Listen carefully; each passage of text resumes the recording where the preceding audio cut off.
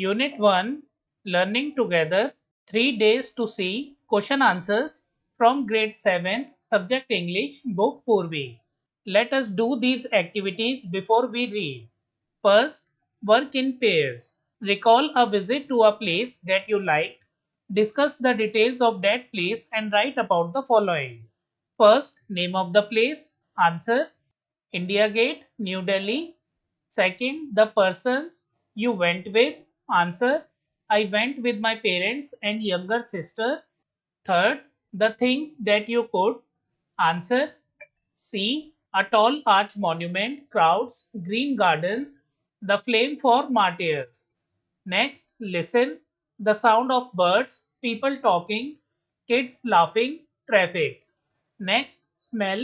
Street food like popcorn and chaat, the fresh smell of grass. Next, taste. Ice cream, golgappas, and cold drinks. Next, touch and feel. The cool marble of the monument, soft grass, warm air. Second, how does this memory make you feel? Answer, it makes me feel very happy and proud. I spent quality time with my family and saw a beautiful and historic place. Third, do you think your visit experience would be different if you could not see or hear? Answer, yes, it would be very different.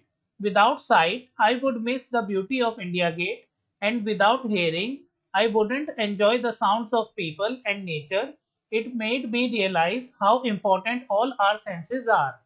Let us discuss page 31. First, work in pairs. Identify the statements that are true from the ones given below. Share your answers with the teacher.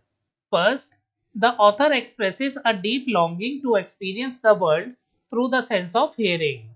Answer True, the author wants to hear beautiful sounds. Second, the author would like exploring the city only to observe how people are suffering. Answer false, she wants to explore the city to observe its beauty, not just suffering.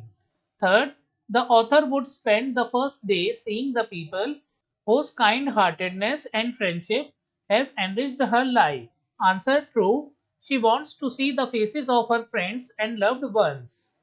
Fourth, the author acknowledges that even in 3 days she would not be able to see everything. Answer true, she knows 3 days are not enough to see everything. Fifth, the author feels that everyone can find the greatest joy merely by the sense of touch. Answer false, she finds joy in touch, but sight is most precious. Sixth, the author advises those who can see to appreciate every moment as if they might lose their senses tomorrow. Answer true, she advises to live every day as if it's the last. 7. On the third day, the author would like to observe people in their daily lives and understand their experiences. Answer true. She wants to observe people in daily life on the third day. Second, complete the table given below with what Helen Keller wanted to do on the 3 days if she had sight. Day 1. See the people, know her friends from the feel of their faces. Day 2. Arise with the dawn, watch sunrise, visit museums to see man's progress. Day 3. Walk through the streets, watch people work and live, go to the theatre and movies. So, friends, you can note this down. Third, the author says that you need eyes to be able to see the true self of a person. Therefore, she refers to the eye as window of the soul. How is the narrator able to understand the feelings of a person? Answer Helen Keller cannot see or hear, but she understands people through the sense of touch and deep feelings. She can feel their emotions through their hands, body movements, and expressions. She calls the eyes the windows of the soul because eyes show a person's inner feelings. Next, let us think and reflect. First, read the extracts given below and answer the questions that follow. First, I feel the delicate symmetry of a leaf. I pass my hands lovingly about the smooth skin of a silver birch or the rough, shaggy bark of a pine. In spring, I touch the branches of trees, hopefully in search of a bird. the first sign of awakening nature after her winter's sleep. Occasionally, I am very fortunate. I place my hand gently on a small tree and feel the happy quiver of a bird in full song. First, what does the delicate symmetry of a leaf symbolize? Answer: the delicate symmetry of a leaf symbolizes the perfect and balanced beauty of nature. Second, list two phrases from the extract that describe the texture of objects in nature. Answer: two phrases describing texture: smooth skin of a silver birch, rough, shaggy bark of a pine. Third, complete the sentence appropriately. The phrase awakening nature after her winter's sleep refers to the coming of spring after winter when plants and trees start growing again. Fourth, what is the tone of the writer in this extract? Answer C. Admiring. Second extract: the next day I should arise with the dawn and see the thrilling miracle by which night is transformed into day. I should behold with awe the magnificent panorama of light with which the sun awakens the sleeping earth. This day I should devote to a hasty glimpse of the world, past and present. I should want to see the pageant of man's progress, and so I should go to the museums. First, the word thrilling has been used with miracle. Which of the following words does not match with the word thrilling? Answer C. Knowledge. Second, why does the writer refer to the earth as sleeping earth? Answer: the earth is called sleeping because it is dark and quiet at night, like it is resting. Third, complete the sentence with an appropriate reason. The writer wishes to dedicate the day to a brief look at the present and past world because she is curious about how people and the world have changed. Fourth, why does the writer use should multiple times in the extract? Answer: the writer uses should again and again to show what she would do if she ever got the chance to see. Second, answer the following questions. First, the sense of touch makes up for the loss of sight and hearing. Explain this statement with reference to the text. Answer: Helen Keller cannot see or hear, but her sense of touch helps her understand the world. She can feel the shape, texture, and movements of things. It helps her feel nature, people's emotions, and even a bird singing.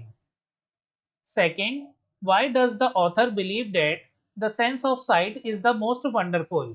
Answer: sight allows us to see the beauty of nature, faces of loved ones, colors, light, and the world around us. That's why she thinks it is the most precious sense. Third, how might the author's opinion on making the most of our senses guide us to be kinder towards people with special abilities? Answer: her words teach us to be grateful for our senses and to be more kind and helpful to people who are blind or deaf. We should respect their efforts and never take our abilities for granted. Fourth, what is the significance of imagining the loss of a sense according to the author? Answer: it helps us understand how lucky we are. It also builds empathy and makes us more careful to enjoy and use our senses well. Fifth, how does the author encourage people to approach their everyday sensory experiences? Answer: she says we should live every day like it's our last. We should see, hear, feel, smell, and taste things with excitement and gratitude.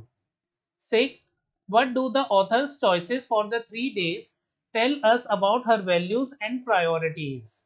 Answer: her choices show that she values relationships, day 1, knowledge and history, day 2, everyday life and people's experiences, day 3. This shows she is caring, thoughtful, and curious about life. Next, let us learn. First, sensory words are descriptive. They describe how we experience the world, how we see, hear, smell, taste, or feel something. Complete the following table with sensory words from the text in column 2 for the 5 senses in column 1. Add new words in column 3. Column 1, what you see, panorama. Column 3, beautiful, bright colors. Next, what you hear, music, song, laughter, noise. What you smell, perfume, flowers, spices, smoke. Next, what you taste, relish, sweet, sour, bitter. Next, what you feel, rough, smooth, soft, prickly. So friends, you can note the column 3. Now let's move forward. Second, read the following sentences from the text and underline the verbs. I should divide the period into three parts. On the first day, I should want to see. The next day, I should arise with the dawn. Next, I should behold with awe. The words you have underlined are a combination of two verbs. In each of these sentences, should is the modal verb, suggestion, and the second verb, divide, want, arise, behold, is the main verb. What are modal verbs? Modal verbs are auxiliary verbs that express necessity, possibility, permission, or ability. They are used before the main verb to give additional information about the function of the main verb. Common modal verbs include can, could, may, might, shall, should, will, would, must, and ought to. So friends, I will bring another video for the same modal verbs which will be bilingual English and Hindi so that you can understand it better. Third, identify the modal verbs in the following sentences. Choose the functions they express from those given in the box below. First, you can learn a lot from this experience. Answer can, ability. Second, they might arrive late due to traffic. Might, possibility. Third, she must finish her homework before dinner. Must, necessity. Fourth, they ought to apologize for their mistake. Ought to, moral obligation. Fifth, he would like to have some lassi, please. Would, polite request. Fourth, read the situations in column 1 and functions in column 2. Fill in the blanks in the sentences in column 4 with appropriate modal verbs from column 3. After filling in the blanks, explain the functions of each modal verbs you used to your classmates and the teacher. Column 1, you want to leave work early. Column 2, permission. Column 4, may I leave early today if I finish all my tasks. May is used to politely ask for permission. So friends, here I have explained the function of each modal verb. Second, you have an important deadline tomorrow. Obligation. I must finish this report by tomorrow. Must shows a strong need or duty. Third, your friend is thinking whether to join art class. Advice. You should consider all the pros and cons before making a decision. Should is used to give advice. Fourth, there are dark clouds in the sky. Possibility. It might rain later today. Might shows something that is possible but not certain. Fifth, asking someone to pass the salt at the dinner table. Polite request.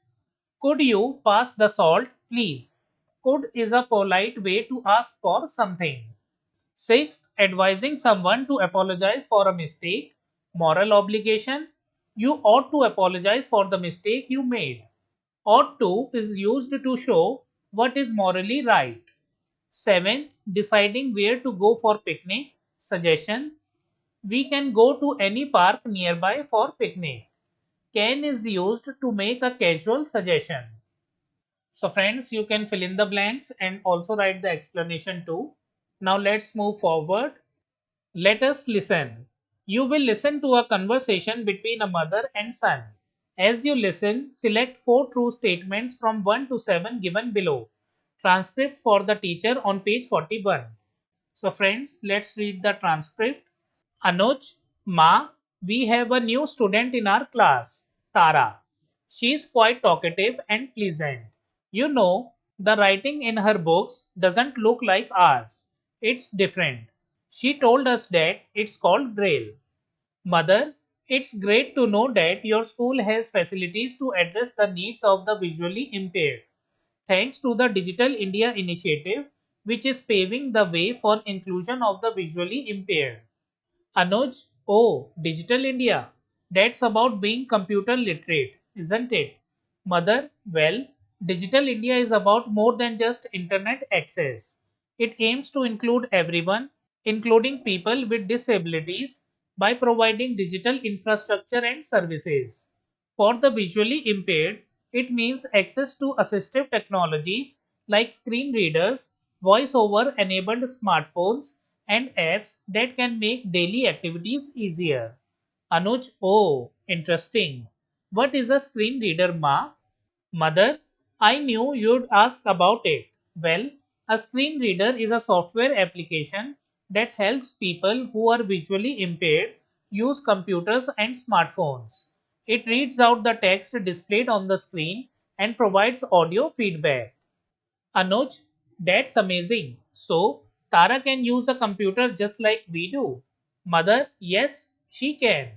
Anuj, so it makes a big difference in their daily lives. Mother, it certainly does. It ensures that people who are visually impaired can use digital services independently without help from others. This can improve their quality of life. It also opens up more job opportunities in fields like IT, banking, and more, where they can work just efficiently like anybody else. Anuj, wow! So that means people who are visually impaired can work and do things on their own. I'm so proud of my school. Mother, yes, and this way we can ensure that the benefits of Digital India reach everyone, helping them to participate fully in all areas of life. Remember, inclusion is not just about having the right tools, but also about having the right mindset. So, friends, now let's go back to the question. Statement 1. Anuj finds the concept of Braille fascinating and wants to learn more about it. This is true. Second, mother is unsure of the school's efforts to include students with visual impairment. False. Third, Anuj initially thinks that Digital India is only about learning how to use computers. This is false. Fourth, mother believes that screen readers are very effective for persons who are visually impaired. This is true. Fifth, Anuj already knew that persons who are visually impaired can use computers and smartphones. This is false. Sixth, Anuj wants to know about the effectiveness of assistive technologies for persons who are visually impaired. This is true. Seventh, mother believes a right mindset is the best support for persons who are visually impaired. This is also true. So, friends, I have written true for the four statements. Now let's move forward. Let us speak. Work in pairs. Take turns to speak for a minute on any one of these senses you value the most. Use the given prompts to frame your response before you speak. Answer. I value my sense of sight the most because it helps me see the beauty of the world. One of my favorite experiences is watching a sunrise at a hill station. This is so because the sky turns orange, pink, and golden. It looks magical. I appreciate being able to see my family, friends, and nature around me. God forbid, if I were to lose my sense of sight, it would make me feel very helpless. I would not be able to read, write, or see the faces I love. I thank God that I am able to see and enjoy the world with my eyes. Next, let us write a descriptive paragraph describes a person, place, object, or event to create a memorable experience for the reader. Write a descriptive paragraph for describing a place that you visited recently. Answer. A trip to India Gate at night. Last Sunday, I visited India Gate in New Delhi with my family. The moment I reached, the brightly lit monument stood tall and proud under the night sky, glowing like a golden crown. The surroundings were filled with the sound of laughter, footsteps, and soft music from nearby vendors. The air smelled of street food like chaat and popcorn. I touched the cool stone of the India Gate and felt the carvings of the soldiers' names. The most memorable thing was watching the tricolor lighting up the structure. It gave me goosebumps. I would recommend everyone to visit India Gate at night to experience its beauty and the pride it brings as a national symbol. Next, let us explore. First, do you know how persons with visual challenges are able to read and write? They read through touch with the help of Braille, a code of raised dots that represents the letters of the alphabet. This tactile code was developed over a period of 9 years by Louis Braille, who became blind at a very young age due to an accident. So friends, this is the photo of Louis Braille, courtesy FMT. Study the code given below and write your name using it. You may use bindis or grains of dal to make the dots that you can touch and feel. So friends, alphabet and numbers are given here. You can write your name and you have to do this yourself. Now let's move forward to second question. Have you heard about the International Day of Persons with Disabilities? Find out when and how it is observed in India. Write your findings on a sheet and put it up on the class board. Answer. The International Day of Persons with Disabilities is observed every year on 3rd December. In India, this day is celebrated to raise awareness and promote the rights of persons with disabilities. Schools, NGOs, and government organizations conduct programs like awareness rallies, speeches, inclusive sports, and cultural events to support and encourage inclusion. It reminds everyone that people with disabilities should get equal opportunities in every field. So, friends, you can note it down. Third, do you want to know about sign language? Go to the link given below to learn about the Indian Sign Language. So friends, this is the link. You can visit this link and know more about sign language. So you have to do this yourself. And friends, with this, we have completed all the question answers from 3 days to see. We will do question answers of next chapter in the next video of the playlist. If you like the video, kindly like it and share it with your friends.